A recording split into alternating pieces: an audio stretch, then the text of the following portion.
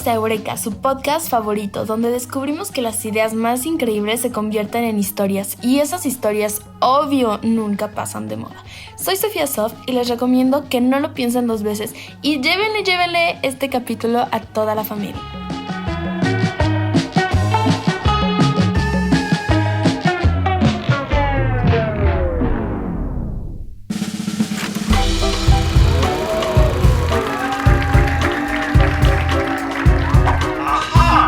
Eureka.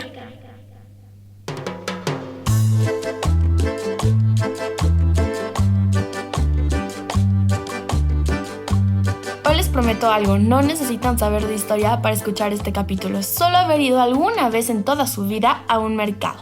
No es secreto que hay un lugar en la Ciudad de México donde perderte es súper normal, donde pedir poquito nunca significa poquito y donde el ruido no baja, sino que se contagia. Ese lugar es La Merced.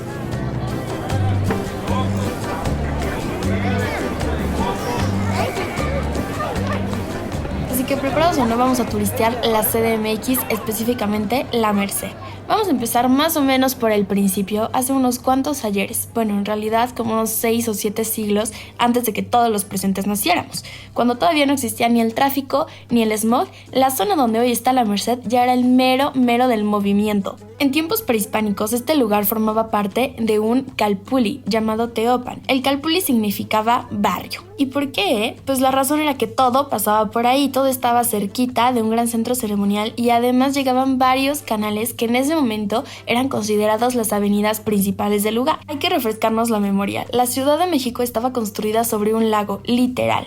Así que en vez de calles había agua y en lugar de banquetas se utilizaban chinampas. Y si son de esas personas que no pusieron atención en su clase de historia de México en la secundaria o en la preparatoria, las chinampas son islas artificiales que estaban hechas con cañas, ramas, lodo, casi lo que se encontraran por ahí, pero también estaban armadas para que se pudiera sembrar y pues se vivía ahí y se comerciaba, o sea, era Xochimilco prehispánico. Así que sí, mucho antes de puestos, bodegas y las carretillas y el llévele, La Merced ya era un punto estratégico para la Ciudad de México, que en ese momento era México Tenochtitlán.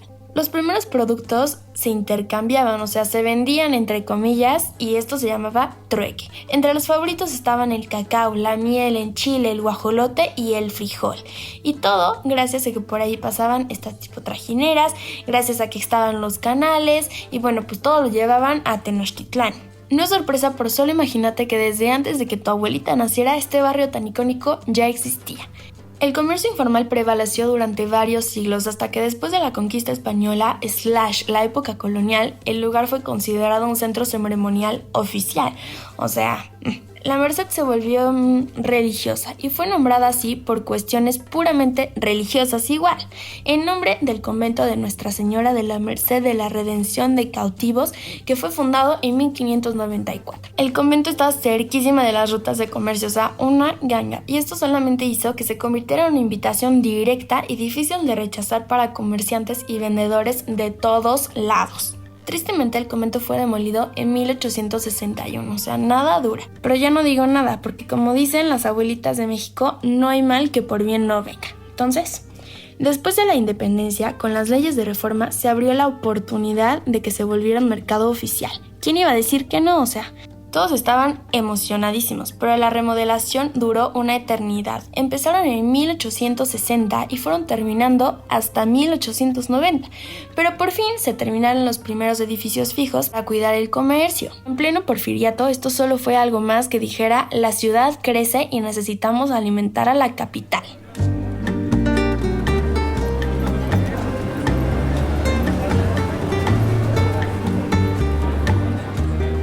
¿Se acuerdan que les platicaba que originalmente no era mercado? Bueno, pues esta situación era algo más como puestos callejeros que en comparación a lo que ves hoy eran minis.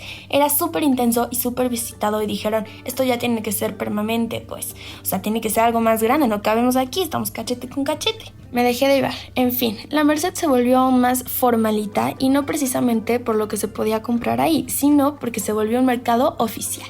La obra siguió en expansión y ya para 1957 el querido expresidente Adolfo Ruiz Cortines pidió construir lo que hoy llamaríamos la nave mayor. Es un edificio enorme, decían por ahí. Sí, ahora tiene zonas especializadas, decían por allá.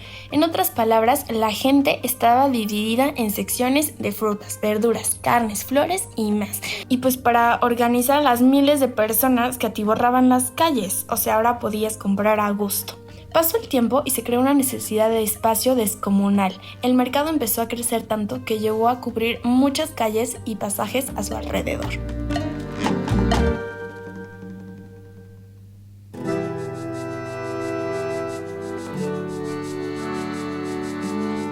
Por más de la mitad del siglo XX, la Merced fue orgullosamente el principal mercado mayorista de alimentos de la ciudad y del Valle de México, donde se vendían de todo: flores, especies, carnes, frutas, semillas, de lo que tú quisieras, y estos productos llegaban de todo el país. Todo lo que comían en restaurantes, casas y fondas salía de aquí. Era un mini Molópolis. Su actividad fue tan grande que hizo una diferencia increíble en la vida económica y social del centro histórico. Nada volvería a ser como antes después de la Merced.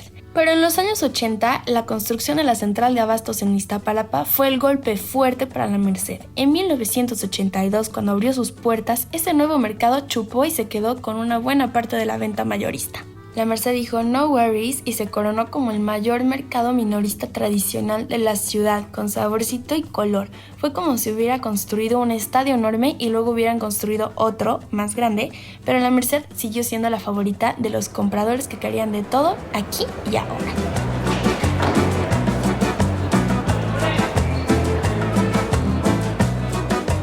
La Merced es inmensa, no es solo un mercado, es todo un conjunto de mercados. Es la ciudad de los mercados de la CDMX, donde puedes encontrar frutas, verduras, flores, carne, especies, dulces, cosas para fiesta, juguetes, o sea, comida típica, y no se quedan ahí, o sea, segurísimo, cualquier otra locura la puedes encontrar ahí.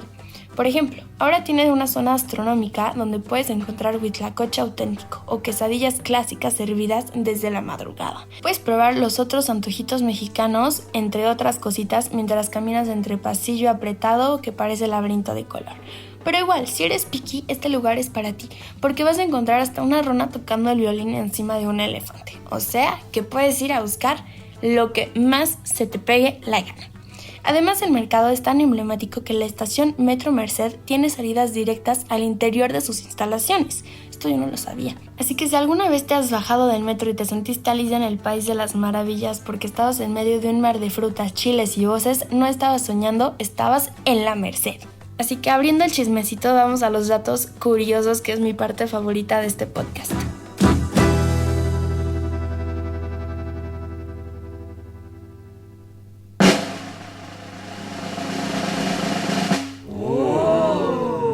Número 1. Ha sufrido grandes incendios. Por ejemplo, en 1998 uno destruyó gran parte de la nave principal y otro enorme en 2013 arrasó con más de 7,000 metros cuadrados de espacio. O sea, una barbaridad. Número 2.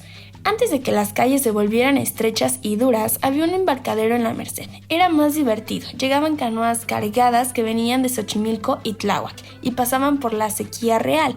Todo se bajaba y se descargaba en lo que hoy es la calle Corregidora. Número 3. La mayor parte del gran convento de Nuestra Señora de la Merced, fundado en 1594, desapareció, como ya sabemos. Pero existe el claustro principal con su decoración plateresca, que aún existe y se conserva, y es una joya arquitectónica. Tienen que pasar a verla. Número 4. La nave principal del mercado actual, que fue inaugurada en 1957, fue diseñada nada más y nada menos que por el reconocido arquitecto español Félix Candela, que es súper famoso por sus estructuras de paravoides hiperbólicos, cascarones de cemento. Número 5. En 1980 circulaba la leyenda de una rata gigante y espantosa que vivía en las alcantarillas y coladeras del mercado y que solamente salía para asustar a la gente. Aunque nunca se encontró prueba alguna del asunto, el rumor continuó y salieron más cuentos sobre eso. Ahora sí que quién sabe.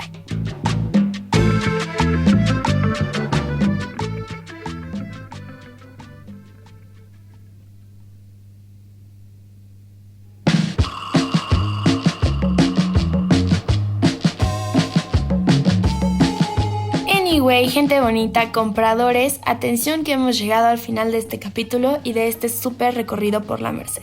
Pero antes de decir bye bye, este pedazo de historia te dio ganitas de seguir sumergiéndote en la Ciudad de México y ver cómo se fue transformando en este asunto delicioso que es hoy. Te recomiendo ir al Museo de la Ciudad de México, ubicado en el Centro Histórico. Y segurísimo conocerás más de tu ciudad y cómo crecieron los barrios, cómo funcionaba el meollo del asunto y por qué lugares como la Merced no son accidentes, sino consecuencias de siglos de historia. Les daré la pregunta que todos esperaban. ¿Cuánto cuesta? La otra persona contesta. Barato. ¿Cuánto es barato? Pues llévese 2 y ya verá. Ahora sí que los chistes están para llevarme 2.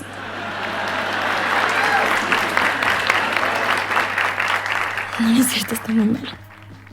En fin, colorín colorado, la Merced es más que un mercado, es un pedazo de historia viva de nuestra cultura, es el lugar donde montones de historias se cruzan todos los días, donde todo es regateo, donde un puesto puede ser la herencia de generaciones y donde cada pasillo es un mundo diferente de colores, aromas y gritos que parecen caos, pero en realidad sostienen la vida de la ciudad. Es un espacio donde cada vendedor cuenta una historia y cada esquina guarda un pedazo del México que nos encanta comer, celebrar y vivir. Nos vemos en la próxima excursión o en el próximo capítulo. Les mando un besote y si les gustó este pedazo de historia, recuerden mandárselo a alguien con quien van a ir a chacharear. Y si no les gustó, seguro se pierden la próxima vez que vayan a la Merced. Y obvio, no se los olvide compartirlo. Con todo mi cariño, Sofía Soft. Nos vemos. Bye bye.